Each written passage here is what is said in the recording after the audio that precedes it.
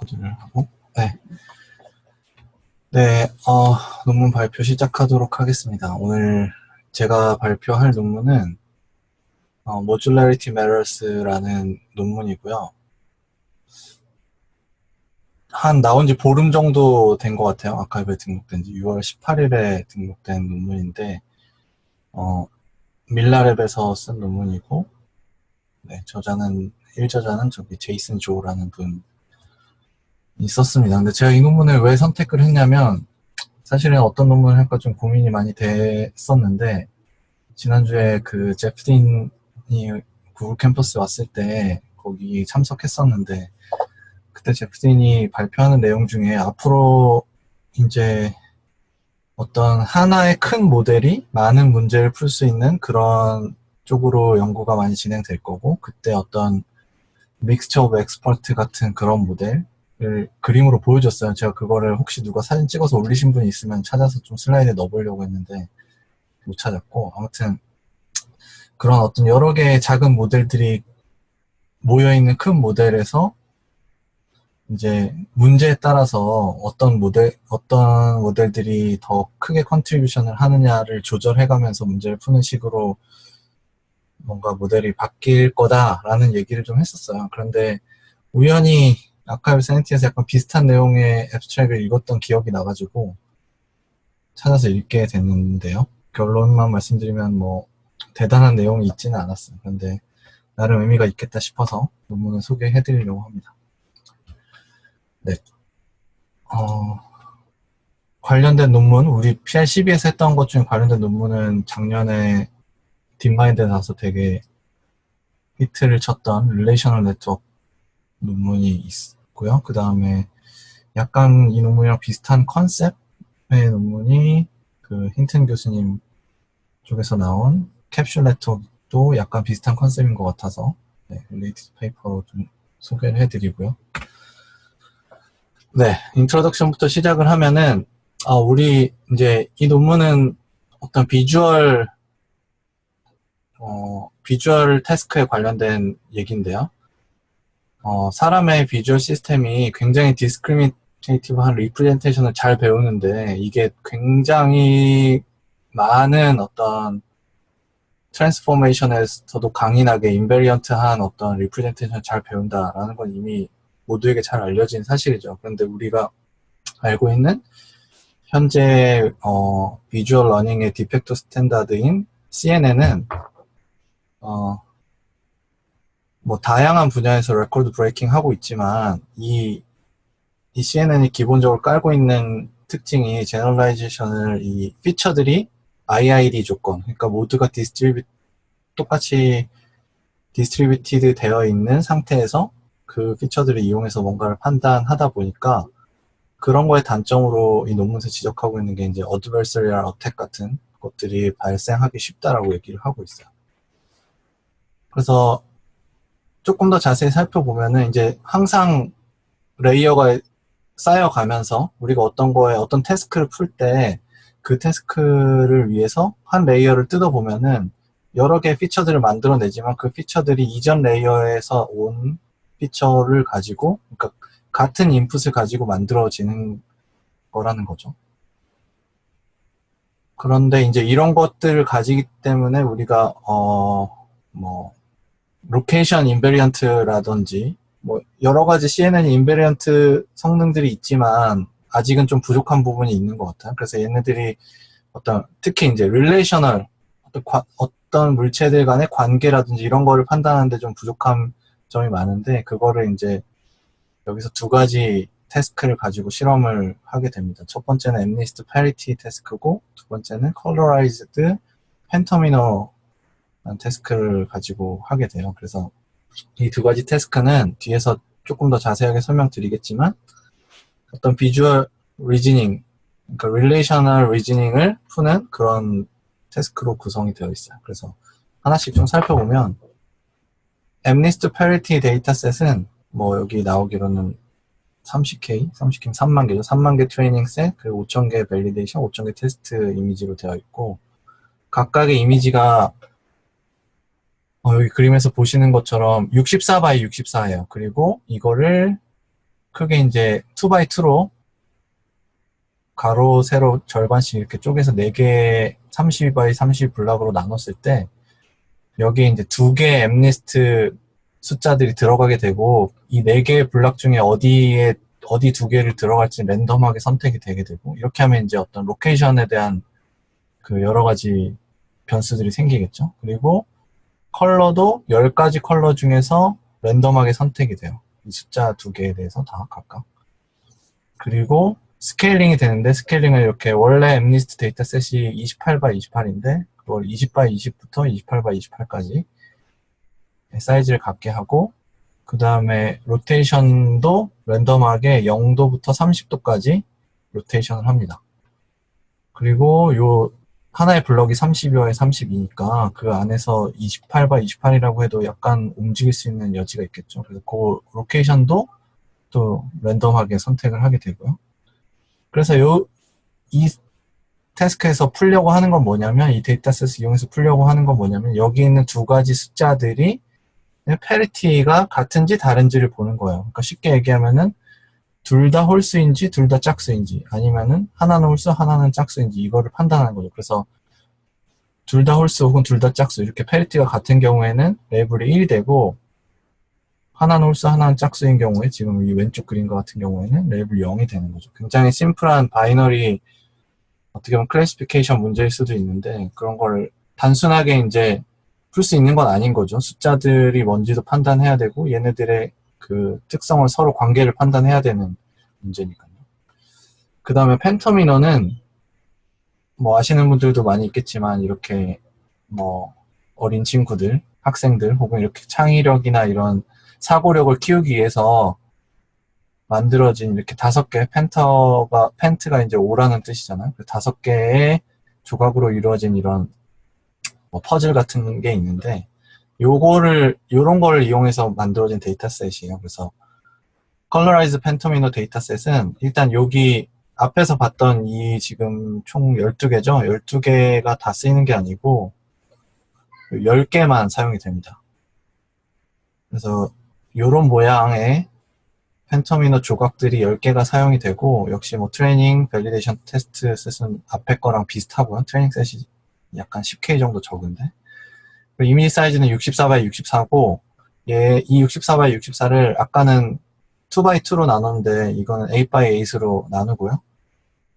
그리고 요 밑에 보시면은 5개 조각이니까 여기 4개가 있고 제일 왼쪽 그림에 보면은 세로로 4개가 있고 가로로 1개가 옆으로 튀어나와 있는 모양인데 이게 하나의 픽셀이라고 보시면 돼요. 그래서 픽셀 값은 0 아니면 1로 되어 있다.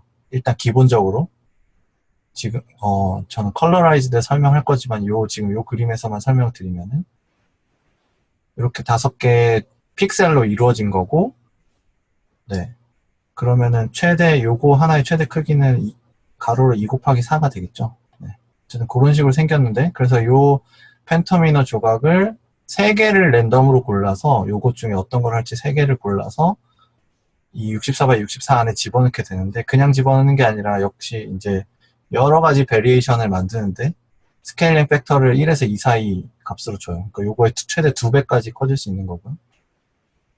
그 다음에 90도 각도로 90도, 180도, 270도 혹은 0도도 포함해서 이렇게 로테이션 할 수 있는 옵션이 4가지가 있고 그 다음에 역시 컬러는 10가지 중에 하나를 선택하고 그래서 요 8개 8x8 64개의 블럭 중에 어디에 위치시킬지를 정해서 위치를 시키고 그래서 요 조각 하나의 맥시멈 사이즈는 요거는 2 곱하기 4인데 2배까지 커질 수 있으니까 4 곱하기 8이 됩니다. 그래서 요런 식으로 생겼어요. 그래서 여기서 풀고자 하는 그 문제는 뭐냐면 굉장히 이것도 단순한데 이 3개의 조각이 있을 때 이 3개의 조각이 다 같은 모양이면은 0을 출력하고 다른 모양이면 1을 출력하는 역시 바이너리 클래시피케이션 같은 태스크를 푸는 거예요. 그래서 요 2가지 그러니까 이 논문에서는 굉장히 심플한 태스크를 가지고 실험을 했어요. 네. 그래서 좀 어떻게 보면 약간 꿈보다 해몽 같은 그런 느낌도 좀 받긴 했는데 저는 좀 살펴보면은 여기서 이제 네, 이 2가지 데이터셋을 선택한 이유 같은 걸 좀 설명을 하고 있어요. 그래서 두 개의 키를 define 했는데 첫 번째는 object distribution이고 두 번째는 relational rule이다. 그래서 object distribution 관점에서 보면 MNIST parity task는 어떤 약간 커브 리니어한 이런 형태를 띠고 있고 펜터미너는 이렇게 딱 폴리곤 형태로 되어 있죠. 그래서 그런 게 좀 다른 거고 이 두 개 데이터셋이.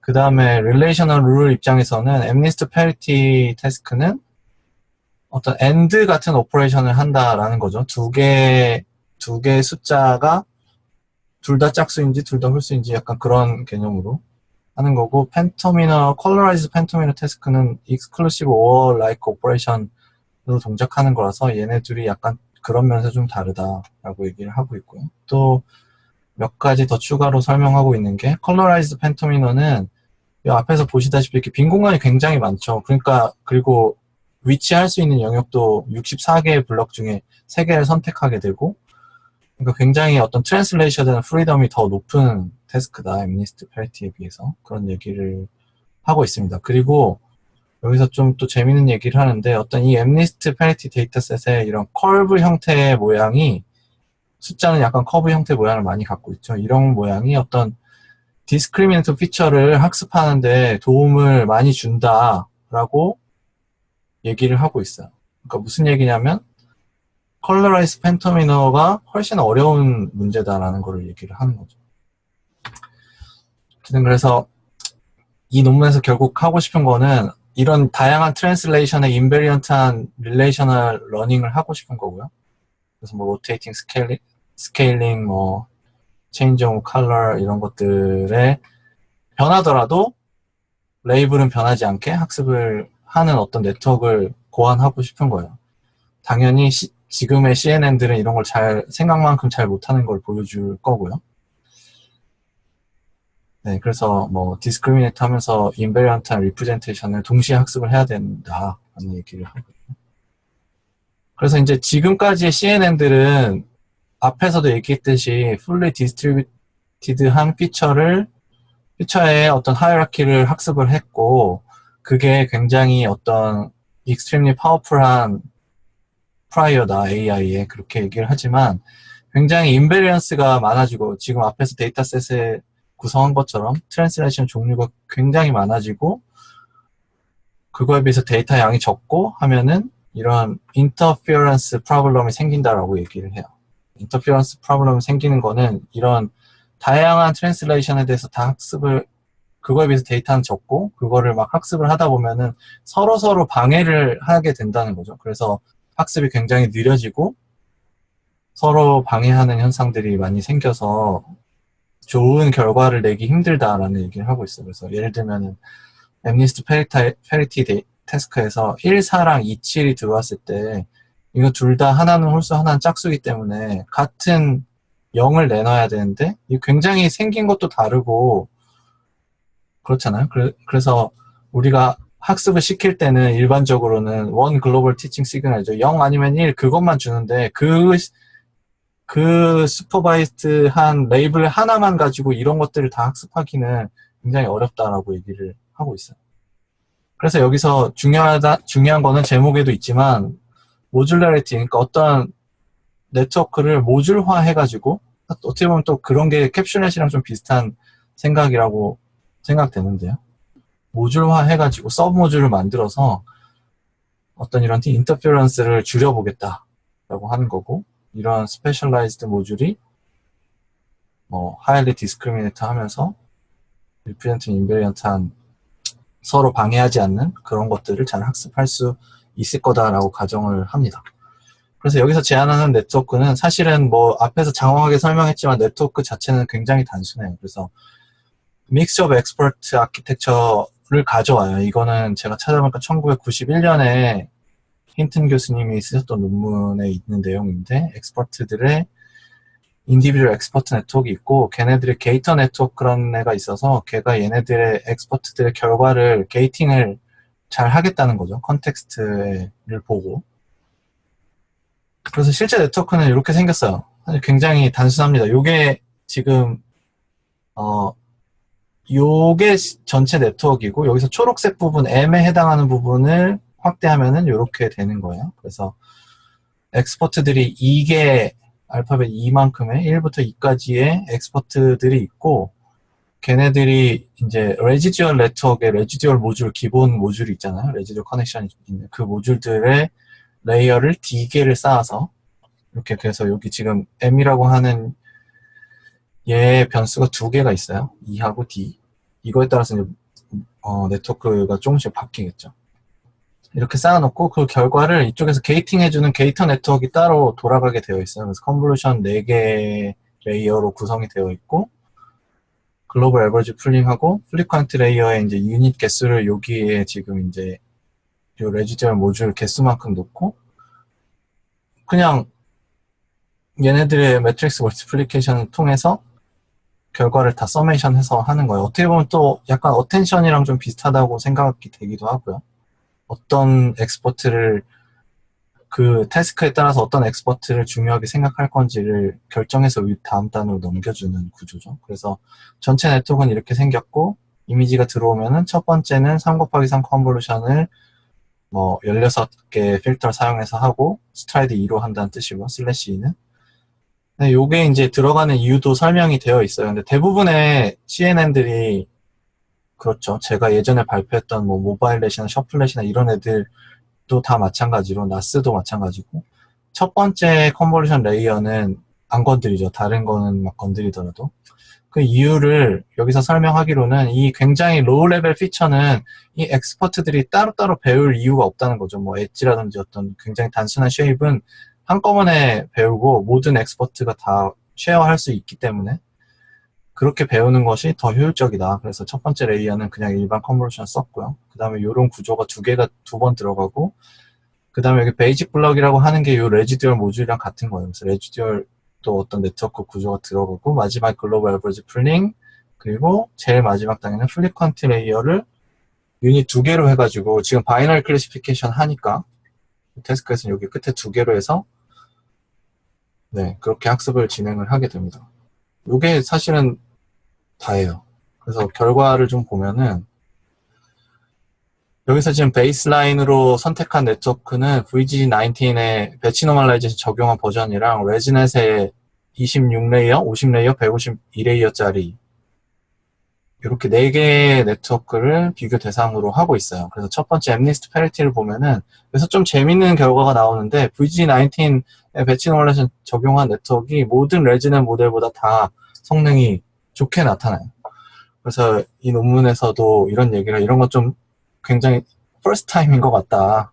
이런 레지듀얼 커넥션 있는 레지듀얼 네트워크를 레지듀얼 없는 네트워크가 이렇게 큰 차이로 이기는 거는 보시면은 굉장히 테스트 에러가 되게 큰 걸 볼 수 있죠. 이게 레지넷 26이나 30은 30% 정도 되고 바이너리 클래시피케이션인데도 불구하고 152단짜리도 11% 정도가 나오고 있어요. VG19은 2.27%인데 여기서 지금 레지믹스넷이라고 한 엑스포트 2개 그리고 레이어 2개로 이루어진 얘는 1.98로 더 성능이 좀 더 좋아요. 그리고 파라미터 수를 또 70배 더 적게 쓰죠. VGG가 사실 파라미터 수가 굉장히 많잖아요. 그래서 파라미터 수 적으면서 성능이 굉장히 좋게 나오는 걸 볼 수가 있다라는 얘기를 하고 있고 그러면 파라미터 수는 어떻게 맞췄느냐라고 하면은 지금 여기서 베이스라인 중에 제일 작은 모델보다 더 작게 이거를 넘어가지 않게 맞췄다라고 합니다. 그다음에 두 번째 컬러라이즈 펜터미너 결과를 보면은 VGG19이나 레지넷 모델들이 다 잘 못해요. 보시면은 다 30% 이상 되는 테스트 에러를 보여줍니다. 그런데 마지막 줄에 있는 레지믹스넷은 요거는 이제 엑스포트 4개, 레이어 1개로 구성된 앤데 파라미터 카운트가 굉장히 작으면서 1%도 안 되는 테스트 에러를 보여주고 있죠. 그래서 30배 리덕션을 하고 에러 레이트 30분의 1 정도 되잖아요. 30% 1% 정도 되니까 굉장히 좋은 성능을 이런 이 릴레이셔널 리즈닝에서 굉장히 좋은 성능을 보여준다는 거를 얘기를 하고 있고요.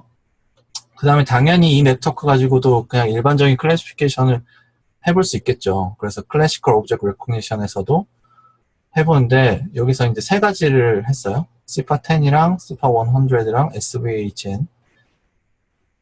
네, 그 세 가지 데이터셋을 가지고 했는데 CIFAR 10이랑 SVHN은 거의 여기선 베이스라인 레지넷 50로 했고 레지넷 50랑 네, 요 CIFAR 10이랑 SVH는 거의 비슷한 성능이 나옵니다. 약간 떨어지지만 여기는 약간 더 좋네요. 약간 떨어지거나 비슷한 수준이에요. 그런데 CIFAR 100 가면은 차이가 좀 벌어지게 되는데 71%, 66% 이러니까요. 그래서 이게 이제 이 논문에서도 자기네들이 좀 더 퓨처워크로 더 해야 될 부분이라고 얘기를 하고 있어요. 그래서 여기서 분석하기로는 여기 왜 이렇게 떨어졌냐라고 하면은 CIFAR 100에서는 클래스가 100개고 그 클래스에는 굉장히 비슷한 클래스들이 많이 존재한다는 거죠. 그래서 비슷한 클래스들은 사실 하이 레벨 피처도 쉐어하는 게 더 좋은 거죠. 지금은 보면은 엑스퍼트들이라고 하는 이 네트워크들이 첫 번째 컨볼루션 레이어에 나온 피처만 쉐어를 하고 나머지는 각자가 다 따로따로 학습을 하게 되는데 여기서 얘기하기를 이렇게 클래스가 많아지면은 비슷한 클래스들이 생기게 되고 예를 들면 개도 한 종류의 개가 아니라 뭐 이제 개 종마다 생기게 된다든지 이런 식으로 비슷해지면은 로우 레벨 피처뿐만 아니라 하이 레벨 피처를 쉐어하는 게 더 옵티멀에 가깝다라고 얘기를 하고 있어요. 그래서 이 네트워크에서 학습할 수 있는 게 옵티멀 솔루션이 아니고 서브 옵티멀 솔루션이기 때문에 이런 성능이 떨어지는 거다. 그래서 이런 것도 어떻게 좀 잘 어댑티브하게 할 수 있는 방법을 좀 더 생각을 해봐야 될 것 같다라는 얘기를 하고 있습니다. 네, 역시 예상대로 좀 빨리 이게 마지막 슬라이드인데 그래서 뭐 사실 학습을 할 때 뭐 러닝 레이스를 어떻게 스케줄링하고 옵티마이저를 뭘 쓰고 이런 얘기들은 논문에 굉장히 자세하게 설명이 되어 있어요. 그래서 뭐 이런 실험도 해보고 저런 실험도 해봤는데 뭐 별로 효과가 없어서 이렇게 그냥 단순화해서 했다라는 얘기도 있어. 뭐 예를 들면 옵티마이저에 뭐 아담도 써보고 했지만 별로 효과가 없어서 그냥 모멘텀 그레디언트를 썼다 뭐 이런 얘기라든지. 근데 그런 거는 뭐 궁금하신 분들은 논문 읽어보시면 될 것 같고요. 중요한 얘기는 아니어서 슬라이드에서 뺐고. 그래서 이제 그러면 또 한 가지 생기는 의문이 사실은 비슷한 구조가 예전에도 있었던 것 같아요. CNN에 보면은. 예를 들면 지금 요 왼쪽 밑에 있는 Regin X라든지 그냥 단순히 봐도 인셉션 모듈도 어떻게 보면은 이 브랜치 하나하나가 어떤 엑스퍼트, 네트워크의 다른 네트워크이니까 엑스퍼트라고 본다면 그것들이 합쳐져서 다음 단으로 넘어가는 식으로 구성이 되어 있으니까 비슷한 구조라고 할 수 있는데 여기서는 뭐 이제 이런 얘기를 하고 있어요. 게이터 네트워크가 없기 때문에 그런 완벽하게 얘네들이 어떻게 보면 따로따로 피처를 학습한다라고 볼 수 없다는 거죠. 여기서 레지넥스트에서는 여기를 다 더해버리고 레지넥스트는 사실 레지넷 저자들이 인셉션에서 모티베이션을 얻어가지고 이렇게 구조를 만든 거고 인셉션은 원래 처음부터 이렇게 되어 있었고요. 인셉션도 마찬가지로 컨캐트네이션을 하고 게이터 네트워크가 없기 때문에 이런 성능을 보여주지 못한다라고 얘기를 하고 있습니다. 그래서 요약을 하면은 어떤 릴레이셔널 리즈닝을 잘 학습하기 위해서는 네트워크들을 어떻게 보면 좀 분리시키는 게 중요하고 그 분리시킨 네트워크를 각각 학습할 수 있게 한 다음에 어떻게 보면 좀 앙상블 비슷한 또 컨셉일 수도 있는데 그렇게 한 다음에 게이터 네트워크라는 네트워크가 따로 있어서 걔네가 이 엑스퍼트들의 결과들을 컨트롤할 수 있는 그런 구조를 가지면 좀 이런 쪽에서 좋은 성능을 보이더라. 반면에 그냥 우리가 오브젝트 레코니션 하는 데서는 좀 성능이 떨어지는 케이스도 있더라. 뭐 이 정도로 보시면 될 것 같아요. 네, 제가 설명드릴 내용은 다 끝난 것 같고요. 혹시 질문이 있으신가요?